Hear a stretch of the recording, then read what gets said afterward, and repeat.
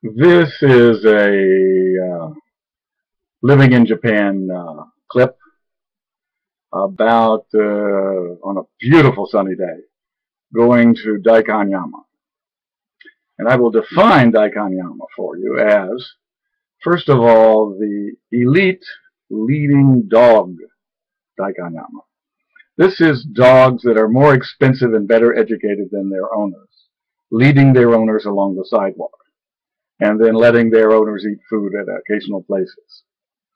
Then there is the young girl clothes doll phenomenon.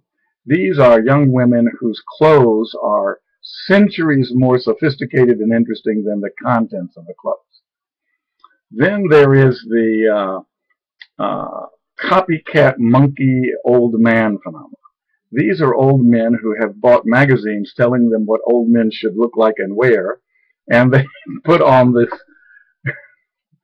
lariat substitute for a necktie, and these leisure shirts, and these tweed jackets that they read in the men's magazine, and you'll see 200 of them at a time, all looking exactly like each other on the sidewalk, being relaxed old men together in the same herd-like way.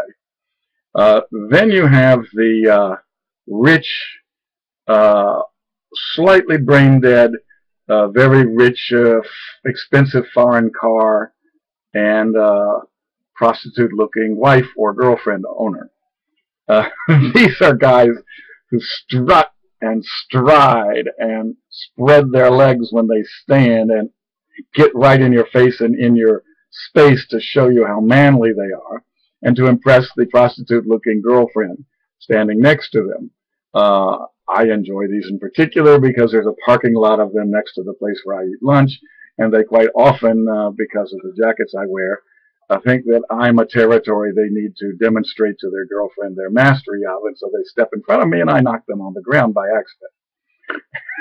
Nothing is quite as unrich looking and unstrong looking as some stupid rich guy picking himself off the ground because he picked the wrong foreigner to step into the space of. And I really perfected my move so I can make it look very accidental. The girl is laughing on the side, or the semblance of a girl, or whatever it is that the sex object that the guy brought in the car with it.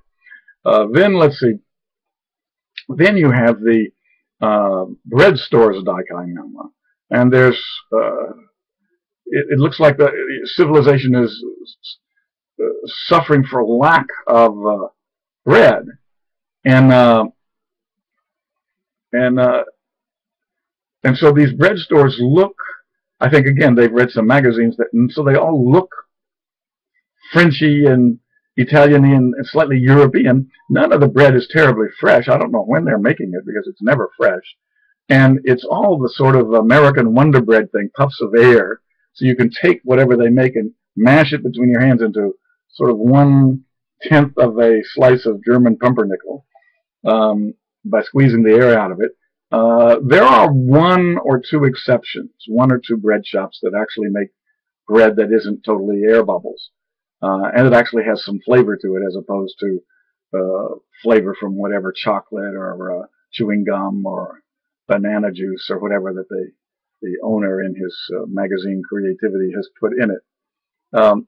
To pass by 20 bread shops, all of whom make exactly the same shitty bread in exactly the same shitty way with exactly the same shitty ingredients with exactly the same shitty taste and effect, bought by exactly the same shitty customers.